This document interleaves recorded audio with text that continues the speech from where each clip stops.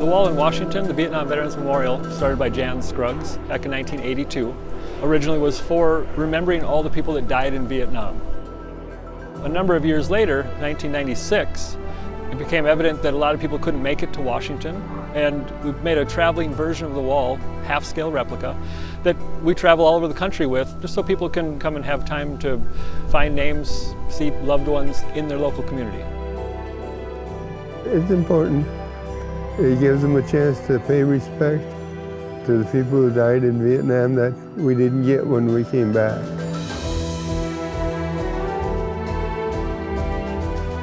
We also have a 53-foot Featherlight semi that carries everything that we've got, but when we park it, we transform it into a mobile education center. It's got many things to look at, items indicative of the era, samples of things that were left at the wall in Washington, many letters that are so amazing to read. So it's a multi-purpose vehicle. When we're done, it all fits inside and we travel on to the next place. Since 1996, so a little over 20 years, we've been to over 400 stops. It keeps growing in popularity every year, so now we're doing up to 42 stops a year. Trucking companies all over the country volunteer to haul us, and they do it no cost whatsoever.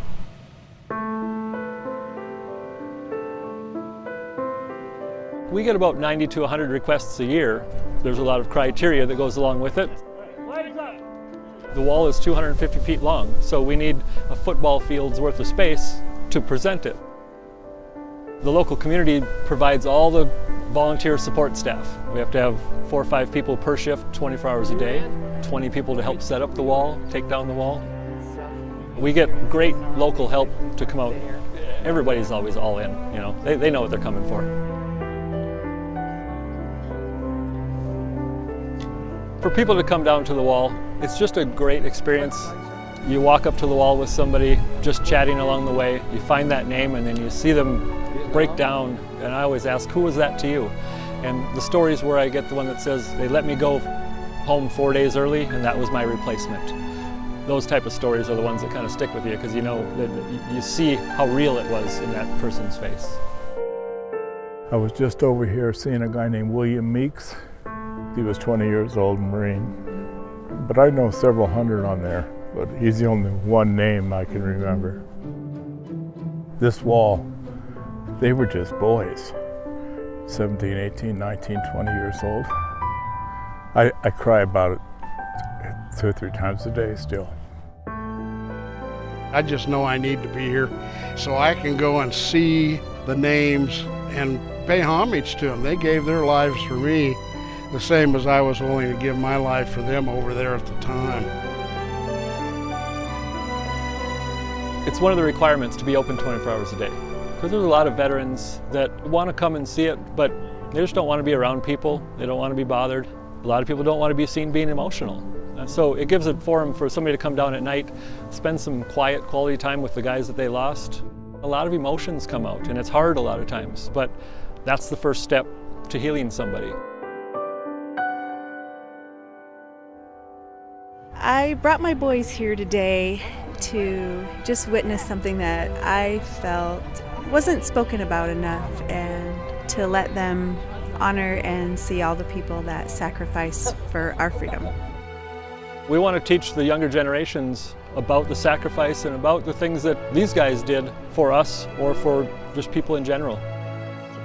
My grandpa served here, but he didn't die.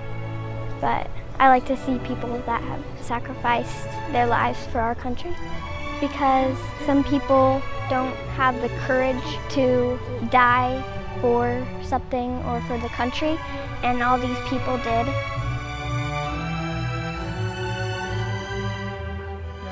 These are my heroes. Every man and woman on this wall is my hero. You know, my tour of duty meant nothing. This here is important to me. Having people come down, teaching them about it, and having them share stories, it's a big part of it for us. I always like talking to people who served because I get to hear what they did in their stories. I think it's really good to talk to a veteran and say thanks for your service. It's good to meet them and learn about what they did because they don't teach you that in school. And you need to learn about it because it's history about what happened in your country and why we're part of a free country and we're still standing here today. I just don't want the people that died, I don't want their sacrifice forgotten. So I just want to keep that memory alive and let my kids know that it was really costly what we have today in our country. They were all beautiful men. They were all somebody's husband, somebody's child, somebody's dad, and they cared about our country. And they're the strongest, most dedicated people that I've ever met in my life. And it made me so proud to be part of them. Sometimes I wake up in the morning and I think of some of the ones that were wounded so badly. And yet when I saw names over there, what it did, it said, it's okay. Somebody cared enough to honor them, and that's okay. And that's a healing. Make sure everybody understands it's not just the name on the wall, it's who that name represents. For me, it's kind of a traveling novel. It's always the same book, but heart-wrenching or happy, it's a bunch of amazing stories. It was very cool. It was amazing. It was amazing. It was the best experience of my life. God bless America.